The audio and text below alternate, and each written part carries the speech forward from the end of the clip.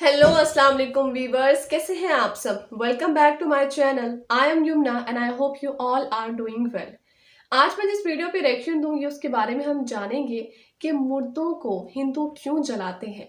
ये बात तमाम मुसलमानों के लिए पेचीदगी का बाइस है कि वो जलाते ही क्यों है। वो दफना भी तो सकते हैं, वो पानी में भी तो बहा सकते हैं, पर वो ऐसा नहीं करते। तो इस बात का जवाब इंडिया के पंडित अनिरुद्धाचार्य ने दिया है कि वो अपने मुर्दों को क्यों जलाते हैं। इसके साथ साथ हम डॉक्टर जाकिर नाइक का भी जवाब जानेंगे कि क्या हकीकत में मुर्दों को जलाना सही है, क्या इस्लाम इस चीज़ की इजाज़त देता है, और मुर्दों को जलाने के बाद उनका क़यामत में कैसा हिसाब होगा, वो किस तरीके से उठाए जाएं, तो हम इस वीडियो में देखेंगे। So let's get started. जैसे कि कोई भी इंसान की जब मृत्यु हो जाती है तो उसे मिट्टी में दफन करना अच्छा होता है, जलाना अच्छा होता है, या गंगा जी में समाधि देना? जलाना अंतिम संस्कार। क्यों अच्छा होता है, वो कुछ व्याख्या कर दीजिए महाराज। क्योंकि पंच तत्वों से शरीर बनता है। जी हाँ। अग्नि ही एक ऐसा तत्व है जो पांचों तत्वों को पांचों में लीन कर देता है। कैसे? कैसे? जैसे हम जलते हैं, जब कोई मरने के बाद जलता है, जी हाँ, तो शरीर में जो अग्नि तत्व है, अग्नि में जलने से वह अग्नि तत्व अग्नि में मिल गया। बोलो हाँ। हाँ। वायु तत्व निकल के वायु में मिल गया। बोलो हाँ। हाँ। जल तत्व भाप बन के उड़ गया।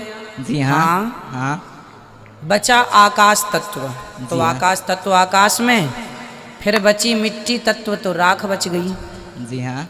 अब आप किसी को जमीन में गाड़ देंगे तो जमीन में गाड़ने के बाद मिट्टी तत्व, पृथ्वी तत्व तो पृथ्वी में मिल जाएगा, जल तत्व जल में मिल जाएगा, पर मिट्टी के अंदर आकाश तत्व कैसे मिलेगा? पहला, ठीक है। ठीक है। दूसरा तत्व अग्नि तत्व मिट्टी के अंदर कैसे मिलेगा? इसलिए वह मरने के बाद तो फिर सब हड्डियां गल ही जाती हैं जमीन में गाड़ने पर फिर भी जो हमारे सनातन धर्म का प्रोसेस है कि पांच तत्व जाकर पंच तत्व में मिल जाएं, उसके लिए अग्नि संस्कार से फिर बड़ा कोई संस्कार नहीं है। इसलिए ये साइंटिफिक है। मेरा सवाल ये है कि अकॉर्डिंग टू कुरान ये कहा जाता है कि जब कयामत का दिन आएगा तो उस वक्त अल्लाह जब सबको फिर से उठाएंगे तो कहा जाएगा कि अपनी कब्रों से उठो। तो हम हिंदुओं का क्या होगा, क्योंकि हमारी तो कोई कब्र नहीं होती। भाई साहब का सवाल है कि वो कहते हैं कि क़यामत के दिन जब अल्लाह ताला वापस से हमें दूसरी ज़िंदगी देंगे तो कहेंगे अपने कब्रों से उठो। हिंदू भाई साहब पूछे कि हिंदू लोग तो कब्र में दफनाए नहीं जाते, हिंदू बच्चे दफनाए जाते ना। हिंदू बच्चे, हिंदू मज़हब में छोटा बच्चा है उसको जलाया नहीं जाता, उसको दफनाया जाता है। फिर भी कई मुसलमान हैं जो डूब के मरते हैं, जो जल के मरते हैं, उनको भी दफनाया नहीं जाता है, जिनकी हमें मिलती नहीं। ये जब अल्लाह ताला कहेंगे कि फिर से हम जिंदगी देंगे, जरूर नहीं कि आप कब्र में से ले आ जाएंगे। जो भी इंसान मर चुका है उसके नई जिंदगी दी जाएंगे। कुरान मजीद में अल्लाह ताला फरमाता है कि अल्लाह उसमें जान डालेंगे, फिर मौत देंगे, फिर से जान डालेंगे। तो अल्लाह जान डालेंगे, चाहे वो कब्र में है, चाहे जलाया गया है, चाहे डूब गया है, जो भी हालत में है, अल्लाह उस इंसान में फिर से जान डालेंगे। और अल्लाह ताला को जान डालना बहुत आसान है, चाहे आप दफनाए गए हैं या चाहे जला दिए गए। अल्लाह ताला फरमाते जब गैर मुस्लिम के एतराज़ करते अल्लाह से और अल्लाह से पूछते हैं कि जब आप दफनाए जाएंगे और क़यामत के रोज़ जब इंसान उठाए जाएंगे तो अल्लाह ताला उनको हड्डियां को कैसे जोड़ेगा? जैसे आप पूछ रहे ना, अल्लाह ताला जो कब्र में उनको उठाएंगे, हम कब्र तो नहीं गए, तो लोग पूछते हैं, कुरान मजीद में इसका जिक्र है सूरह क़याम में, सूरह नंबर 75 आयत नंबर 3-4 में, कि अल्लाह ताला हड्डियां को कैसे जोड़ेगा? तो अल्लाह ताला फरमाते अल्लाह हड्डियां को ही नहीं जोड़ सकता है, आपके उंगलियों के पोर पोर को जोड़ सकता है। उंगलियों के पोर पोर। आप सोचते हो अल्लाह ताला क्यों कहता है क्या उंगलियों के पोर पोर को जोड़ सकता है? आज की साइंस ये कहती है, सर फ्रांसिस गोल्टिन एक साइंटिस्ट है जो सन 1880 में एक डिस्कवरी किए कि फिंगरप्रिंटिंग मेथड के दो इंसान करोड़ों लोगों में भी उनके फिंगरप्रिंट यकसा नहीं हो सकते। تو اللہ تعالیٰ فرماتے ہڈیوں کو تو چھوڑو, میں آپ کے انگلیوں کے پور پور کو اکٹھا کر سکتا ہوں اور ہو بہو ویسے پیدا کر سکتا ہوں. تو اللہ کے لیے پھر سے جان ڈالنا بہت آسان ہے, چاہے وہ انسان دفنایا گیا ہے یا جلایا دیا گیا ہے یا ڈوب کے مرا ہے. اللہ کو پھر سے جان ڈالنے میں, چاہے وہ مسلمان مرا یا ہندو مرا یا عیسائی مرا, اللہ کو جان ڈالنے میں بہت آسان ہے, کن فیکن. اور پھر سے ہمیں نئی زندگی دی جائیں گی اور پھر حساب کتاب کیا جائے گا. اور حساب کتاب میں اگر آپ اللہ کے احکامات پہ عمل کیے تو انشاءاللہ آپ جنت میں جائیں گے, اس دنیا کے امتحان میں سفلتا پائیں گے. لیکن اگر ان کے احکامات پہ آپ نے نہیں چلے, ان کے مطابق نئی زندگی بسر کرے, تو آپ اس زندگی میں سفلتا نہیں پائیں گے. سر ایکچولی یہ ریلیجن ہونا ہی نہیں چاہیے میرے خیال سے. تو یا تو بہت سارا وار ہوتا ہے, آپ نے بولا بردرہوڈ ہوتا ہے, تو ایکچولی یہ ریلیجن نہیں رہے گا تو یہ بردرہوڈ ریفر نہیں رہے گا, ہیومینٹی رہے گا, نہیں تو وار بھی نہیں رہے گا. تو ریلیجن ہونا ہی نہیں چاہیے کانسیپٹ. ریلیجن کیوں ہوتا ہے, کیا آپ ہیلپ کریں گے اس کے لیے؟ بھائی صاحب کا سوال ہے کہ ریلیجن ہونا ہی نہیں چاہیے, یہ مذہب ہونا ہی نہیں چاہیے. یہ مذہب کی وجہ سے وار ہوتا ہے, جھگڑا ہوتا ہے. آپ کہتے ہیں بھائی چارہ بڑھتا ہے, وار ہوتا ہے. صرف ہیومینٹی ہونا چاہیے. بھائی صاحب نام کے بیکسن جارج. کون سے مائکرو فون پہ ہاتھ اوپر کریں گے؟ جارج بولیے سر. پیچھے والے مائکرو فون. جارج بھائی صاحب سے پوچھوں گا, یہ کہتے کہ مذہب ہونے کی وجہ سے لڑائی ہو رہی. بھائی صاحب کیا میں آپ سے لڑ رہا ہوں؟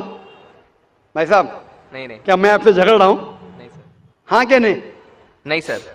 آپ سمجھتے میں مذہبی ہوں؟ ہاں سر. ہوں نا. تو میں کیا آپ سے لڑ رہا ہوں؟ جو صحیح مذہب کو جانتا ہے, سچا مسلمان ہے, وہ عام طور پہ جھگڑا نہیں کرے گا. کیونکہ قرآن مجید کی آیت ہے, سورہ مائدہ کی سورہ نمبر 5 آیت نمبر 32 میں لکھا ہے کہ اگر کوئی بھی مسلمان, چاہے مسلم ہو یا غیر مسلم ہو, اگر کسی کا قتل کرتا ہے, چاہے مسلم یا غیر مسلم کا, بنا کوئی وجہ کے, قتل کے بدلے قتل, یا اگر اس نے اس زمین پہ if he has caused corruption in the land, ان دو وجہ کے علاوہ اگر کوئی انسان دوسرے انسان کا قتل کرتا ہے, گویا کہ ایسے ہے کہ سارے انسانیت کا قتل کر رہا ہے. میں آپ کو ایک مثال دوں گا. جب میں نے لیکچر دیا تھا ٹیررزم مسلم مونوپولی, تو اکثر جیسا ہمارا سیشن ہوتا ہے کہ غیر مسلم کو پہلے چانس دیا جاتا ہے.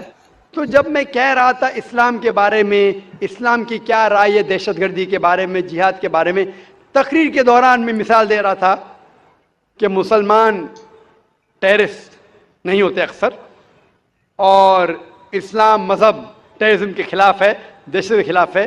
سوال جواب کے موقع پہ ایک ہندو نے مجھ سے سوال پوچھا کہ ذاکر بھائی, جو گجرات میں ہوا, جو مسلمانوں کے ساتھ جو غلط ہوا, جو مسلمان عورت کے ساتھ بلاತ್ಕಾರ ہوا, اگر میں ہوتا تو میں بھی ہندوؤں کو یہاں چن چن کے مارتا تھا. تو جو مسلمان ہندو کو, اگر ٹرین بلاسٹ میں کوئی ہندو مرا اور مسلمان نے کیا تو میرے نزدیک صحیح ہے. یہ ہندو مجھ سے کہہ رہا ہے کہ میرا جذبہ بھی, اگر کوئی میری بہن کا بلاತ್ಕಾರ کرے تو میرا جذبہ بھی جاگے گا اور میں بمبئی میں ہندو کا قتل کروں گا.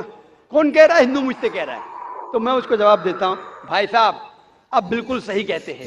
عام انسان یہی سوچیں گا, عام انسان یہی سوچیں گا, اور آپ عام انسان جیسے سوچ رہے, اور سب پبلک میں تالیاں بج رہی تھی.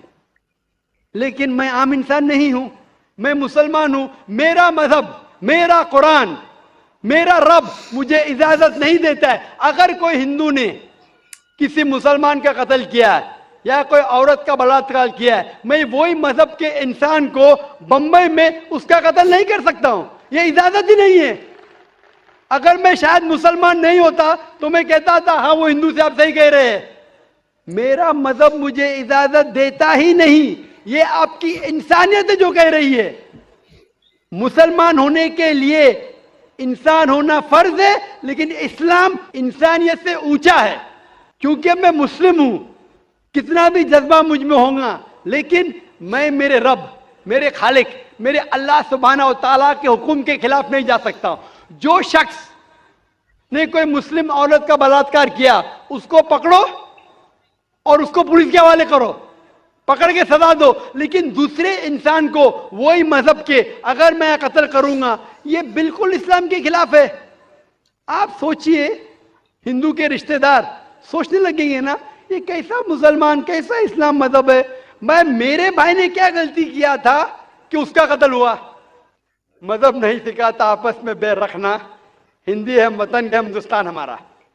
आप जो कह रहे इंसानियत का सबक जो कह रहे हैं आप, इंसानियत अच्छी चीज है, लेकिन इस्लाम इंसानियत से ऊपर है, इस्लाम इंसानियत से और ऊंचा है। और जब आप मजहब सीखेंगे तो कई चीज जो इंसान जज्बे से करता है जो गलत है, अगर आप सच्चे मजहबी है तो ये गलत नहीं कहेंगे, ये गलत काम कभी भी नहीं कहेंगे।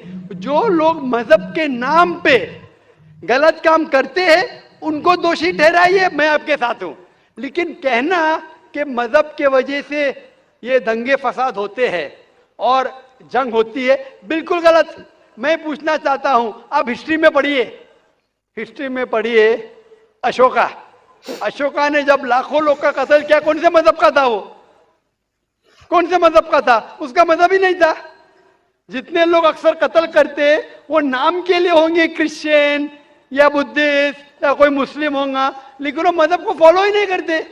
आप तारीख में देखिए, आप तारीख अगर देखेंगे, मैं पूछना चाहता हूं कि जितने कत्ल आज हो रहे हैं, जितने कत्ल आप देखते हैं कि ये कत्ल क्यों हो रहे, अमेरिका अफगानिस्तान पे हमला क्यों किया, क्यों किया, मजहब के लिए क्यों किया, दुनिया जानती है, ओपन सीक्रेट, तेल के लिए।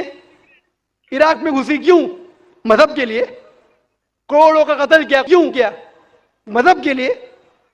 मजहब के नाम पे मुसलमानों को बदनाम किया जा रहा है। ये मजहब ही है, अगर सच्चा मजहब है, सही मजहब है, तो कभी भी नहीं सिखाता कि इंसानों में झगड़ा करना।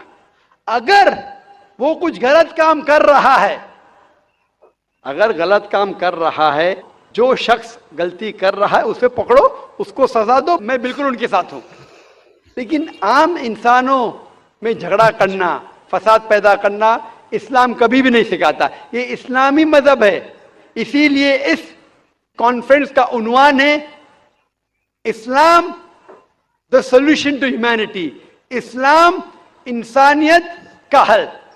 तो जो भी मुश्किलात इंसानियत में हैं आज की तारीख में, इसका हल सिर्फ इस्लाम में ही मिलेगा। आप मुझे बताओ, कुरान की कौन सी आयत कहती है कि बिना वजह किसी इंसान का कत्ल करना चाहिए? आप कुरान का वार दो, मैं आपकी बात को मान लूंगा। आप सिर्फ मीडिया के जरिए जो मीडिया गलतफहमी फैला रही है इस्लाम के खिलाफ, उसकी बुनियाद पे कहने लगेंगे कि मजहब के वजह से ये दंगे फसाद होते हैं या मजहब के वजह से लोग कत्ल करें एक दूसरे का, ये बिल्कुल बेबुनियाद है।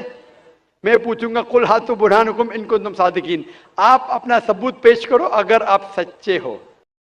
जी, तो ये थी वो वीडियो, बहुत ही ज़्यादा इन्फॉर्मेटिव और अमेजिंग वीडियो थी। अगर आप लोगों को भी ये वीडियो उतनी ही इन्फॉर्मेटिव लगी है तो कमेंट सेक्शन में अपनी राय का इज़हार ज़रूर दीजिएगा। इसके साथ साथ अपना बहुत सारा ख्याल रखिएगा। अल्लाह हाफिज़।